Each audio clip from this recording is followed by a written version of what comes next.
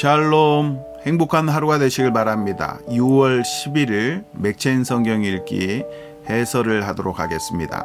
이 해설은 세움북스에서 출간한 임승민 목사님의 해설입니다. 임 목사님의 책을 구입하시기를 권해드립니다. 신명기 16장은 절기를 지키라고 명합니다. 모세는 몇 가지 절기를 언급하면서 꼭 지킬 것을 요구합니다. 6월절은 하나님께서 이스라엘을 애굽에서 인도하여 내신 것을 기억하는 절기입니다. 77절은 하나님께서 복을 주신 것을 감사하는 절기입니다. 초막절도 하나님의 돌보심을 생각하며 감사하는 절기입니다. 절기를 지키라는 것은 하나님을 기억하라는 뜻입니다. 하나님께서 이스라엘을 위하여 행하신 일을 기억해서 하나님께서 어떤 분이신지를 깨달으라는 것입니다. 그리고 하나님께 합당한 제물을 드리라고 명합니다. 절기 준수를 명한 후에 모세는 다시 한번 우상 숭배를 금합니다. 하나님을 생각하는 것과 우상을 숭배하는 것은 반비례 관계에 있습니다. 하나님을 알면 알수록 우상과 멀어집니다. 반면에 하나님을 모르면 모를수록 우상과 가까워집니다. 그러므로 하나님을 알아야 합니다. 하나님의 존재, 하나님의 사역, 하나님의 성품, 하나님의 뜻을 알아야 합니다. 그 지식이 우리를 하나님 앞에서 온전한 성도가 되도록 이끌어줄 것입니다. 시편 103편은 하나님을 아는 지식과 우리를 아는 지식의 관계를 잘 설명합니다. 다윗은 하나님의 이름과 그분의 은택을 송축하라고 노래합니다. 하나님은 죄악을 사하시고 병을 고치시며 생명을 파멸해서 속량해 주시기 때문입니다. 또한 하나님은 공의로운 일을 행하시고 억압당하는 자를 위하여 심판하십니다. 긍휼이 많으시고 은혜로우시며 노하기를 더디하시고 인자하심이 풍부하십니다.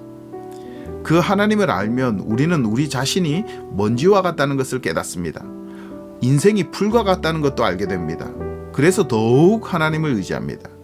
하나님께서 아버지와 같이 우리를 긍휼히 여기신다는 사실을 믿고 그분께로 가까이 가게 됩니다. 하나님은 정말 찬양받기에 합당하십니다. 이사야 43장은 하나님과 이스라엘의 관계를 가르칩니다. 하나님은 이스라엘을 지으셨습니다. 그를 지명하여 부르셔서 하나님의 것으로 삼으셨습니다. 보배로운 존재, 존귀한 존재로 세우셨습니다. 왕이 되셔서 돌보시고 인도하셨습니다. 하나님은 이스라엘을 온 힘을 다해 돌보셨습니다. 그러나 이스라엘은 하나님께서 행하신 일을 잊어버립니다. 22절입니다. 그러나 야곱아 너는 나를 부르지 아니하였고 이스라엘아 너는 나를 괴롭게 여겼으며 그럼에도 불구하고 하나님은 이스라엘의 죄를 잊어버리실 것이라고 약속합니다. 왜냐하면 이 백성은 하나님께서 당신의 영광을 위하여 지으셨기 때문입니다. 하나님을 바르게 합시다. 그리고 우리에 대해서도 바르게 합시다. 하나님은 우리의 창조자시요 왕이시요 아버지이십니다. 그러므로 우리는 하나님의 영광을 위하여 살아야 합니다. 그것이 우리의 인생의 목적입니다. 요한계시록 13장은 세상의 위협과 유혹에 관한 이야기입니다.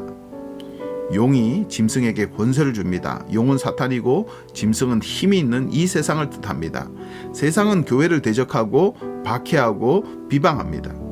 성도를 어떻게 해서든지 꺾으려고 합니다. 그러므로 성도에게 요구되는 것은 인내와 믿음입니다. 아무리 큰 위협이 있어도 하나님을 믿는 믿음 안에서 담대히 견뎌야 합니다. 또 다른 짐승은 적그리스도입니다. 그는 어린 양을 흉내냅니다. 이적을 행하여 미혹합니다. 이와 같은 세상 속에서 성도에게 요구되는 것은 분별력과 지혜입니다. 세상은 성도의 믿음을 빼앗기 위해 계속해서 덤빕니다. 주로 두 가지 도구를 이용합니다. 위협과 유혹입니다. 강하게 위협해서 세상과 타협하게 만들거나 은근히 유혹해서 세상과 섞이게 합니다. 그런 상황에서 성도는 뱀같이 지혜롭고 비둘기같이 순결해야 합니다. 위협에는 지혜롭게, 유혹에는 순결하게 대처하시기 바랍니다. 하나님께서 여러분들을 지명하여 보배로운 존재, 존귀한 존재로 삼으셨다는 사실을 깨달아 아는 복된 하루가 되시길 축복합니다. 행복하시길 바랍니다.